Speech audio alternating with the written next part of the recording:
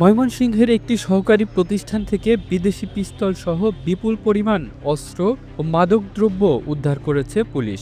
নগরীর মাসকান্দা এলাকার মৎস্য বীজ উৎপাদন খামারের নৈশপ্রহরীর কক্ষ থেকে এসব অস্ত্র ও মাদক উদ্ধার করা হয়। দুপুরে কোতোয়ালি মডেল থানার এক সংবাদ সম্মেলনে range DIG doctor Mohammad Ashraful Rahman বলেছেন, নিষিদ্ধ রাজনৈতিক দলের নেতাকর্মীরা এসব অস্ত্র ও মাদক সেখানে সংরক্ষণ করেছিল।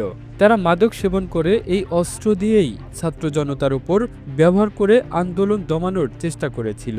বিভিন্ন জায়গায় আরও অনেক অস্ত্র রয়েছে জানিয়ে সেগুলো উদ্ধারে সকলের সহযোগিতা চান তিনি জানান, গোপন সংবাদের ভিত্তিতে গেল মধ্যরাতে পুলিশ অভিযান চালিয়ে মৎস্য বীজ উৎপাদন খামারের মাস্টার রোলের কর্মচারী নৈশপ্রহরী হৃদয় মিয়ার শয়নকক্ষ থেকে 2টি বিদেশি পিস্তল, একটি এয়ারগান, বিপুল পরিমাণ দেশীয় অস্ত্র, বিদেশি মদ, ফেন্সিডেল ও গাঁজা উদ্ধার করা হয়। অভিযানে নৈশপ্রহরী হৃদয় মিয়াকে পাওয়া না গেলেও তার স্ত্রী ফারজানা শান্তাকে আটক করে পুলিশ।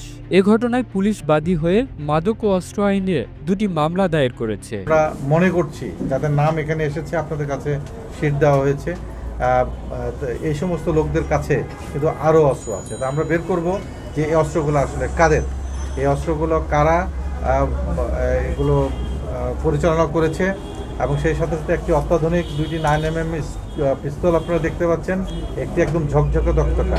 আমরা এটা ব্যালিস্টিকে পাঠাবো, এটা গুলি হয়েছে কিনা এবং এই গুলির দ্বারা ছাত্র জনতা বা বৈষম্য বিরোধী ছাত্র আন্দোলনে যারা অংশগ্রহণ করেছে সেই সময় ছাত্র জনতার উপরে কোনো গুলি বা কোনো ঘটনা ঘটেছে কিনা সেগুলো আমরা তদন্ত করে দেখব।